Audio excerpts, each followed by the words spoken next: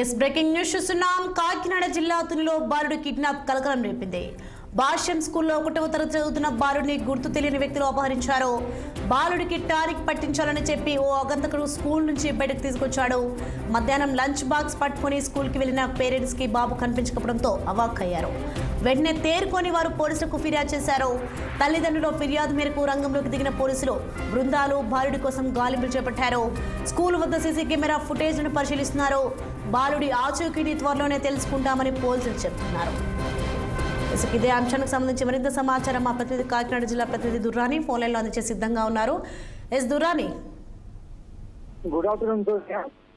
కాకినాడ జిల్లా తునిలో నేరుగా స్కూల్ నుంచే 1వ తరగతి చదువుతున్న బాలుని కిడ్నాప్ చేసిన ఘటన మాత్రం కలకలం రేపుతుందని చెప్పాలి. పాఠ్యం స్కూల్లో 1వ తరగతి చదువుతున్న కుర్రవాడిని అతని తల్లిదండ్రులు అంటే వాస్తవంగా అయితే పేరెంట్స్ వస్తే తప్పించి స్కూల్ నుంచి పంపించకూడదు. అయితే ఆ కుర్రవాడికి జ్వరంగా ఉంది, టానిక్ పట్టించాలంటూ ఒక ఇద్దరు అగంతకులు వెళ్ళినట్టుగా తెలుస్తుంది.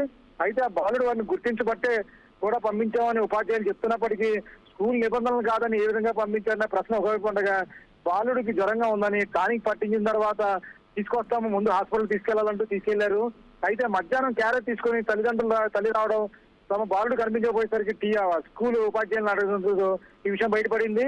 అయితే వాస్తవంగా అయితే కనుక ఎటు చూసినా సరే, ఎక్కడ చూసినా మధ్యాహ్నం లంచ్ బాక్స్ పట్టుకుని తిరుగుతున్న తల్లి తన బాలుడు ఏమైపోయాడని రోజున ఒక పక్క, ఉపాధ్యాయులు మాత్రం తప్పించుకునే దూరంలోనే మీ బాబుకు జ్వరంగా ఉంది, మీ వాళ్ళే వచ్చి తీసుకెళ్లారంటూ చెప్పడం కూడా సరైన సమాధానం కాదంటూ వాళ్ళు చాలా తీవ్రంగా ఆగ్రహం వ్యక్తం చేస్తున్నారు.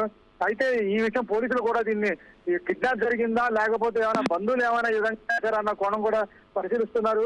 ఒకవేళ కిడ్నాప్ జరిగితే అంటే పక్కాగా ఈ బంధువులే చేయాలి. ఎందుకంటే రోడ్డు మీద జరిగే కిడ్నాప్ ఒక ఎత్తు అయితే, నేరుగా స్కూల్కి వచ్చి తీసుకెళ్లారంటే బాలుడు గుర్తిస్తేనే పంపుతారు కాబట్టి ఇది దగ్గరగానే తెలుస్తుంది.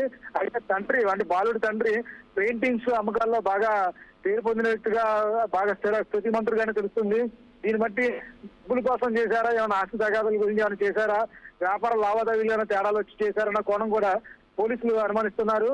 ఈ రకంగా ఎంక్వైరీ చేస్తూనే ప్రస్తుతం అయితే కనుక బాలుడు ఆచూకీ కానీ ఇతర వివరాలు ఏం తెలియలేదు. స్కూల్ వ్యవహార శైలిపై కూడా పోలీసులు చాలా కోపం కూడా వ్యక్తం చేసినట్టు తెలుస్తుంది. ఎందుకంటే అంత భాష్యం స్కూల్ అంటేనే కార్పొరేట్ స్కూల్, అంత పెద్ద స్కూల్లో తల్లిదండ్రుల అనుమతి లేకుండా బయట పంపడం అనేది చేయకూడదు. ఏ విధంగా చేశారన్నది మాత్రం చాలా ప్రశ్నపై చాలా అనుమానాలు వ్యక్తమవుతున్నాయి. అంటే స్కూల్లో పిల్లవాడిని ఈ విధంగా ఎత్తుకెళ్లడం కూడా కలకలం సృష్టిస్తుంది. ఎందుకంటే 1వ తరగతి చదువుతున్న పిల్లడు ఇంటి దగ్గర చాలా చిన్న పిల్లడు, తన పేరు సరిగ్గా పలకలేని కుర్రాడిని ఈ విధంగా ఎత్తుకెళ్లడం అన్నది చాలా కలకలం రేపుతున్న విషయంగానే చెప్పాలి. సోనియా. మరి దీనిపై తల్లిదండ్రులు ఏమంటున్నారు? తల్లిదండ్రులు అయితే తమ పిల్లవాడిని ఎవరు కిడ్నాప్ చేశారు, తాము చట్టమంటూనే చాలా దారుణంగా తమ ఆవేదన వ్యక్తం చేస్తున్నారు. ఎందుకంటే చిన్న పిల్లవాడు తమకు ఒకటి కుర్రాడు, అది కూడా 1వ తరగతి చదువుతున్నాడు, అల్లారి ముద్దుగా చూసుకుంటున్నాం, ఈ విధంగా చేయడం స్కూల్ కూడా అసలు ఉపాధ్యాయులు కాదని ఏ విధంగా పంపించారు తమ పిల్లవాడిని బయటకు అంటూ ఆవేదన చేస్తున్నారు. ఎందుకంటే అప్పుడు స్కూల్ తీసుకొచ్చి కేవలం ఏ విధంగా సాధ్యమంటూ కూడా తల్లిదండ్రులు ఆవేదన వ్యక్తం చేస్తున్నారు. స్కూల్ పై కూడా కోపతృప్తులు అవుతున్నారు. అయితే బంధువులు కూడా స్కూల్ వద్ద ధర్నా నిర్వహిస్తున్నప్పటికీ పోలీసులు ఎప్పటికప్పుడు పరిస్థితులన్నీ పర్యవేక్షిస్తున్నట్టుగా తెలుస్తుంది. Sonia. Thanks for information Durrani.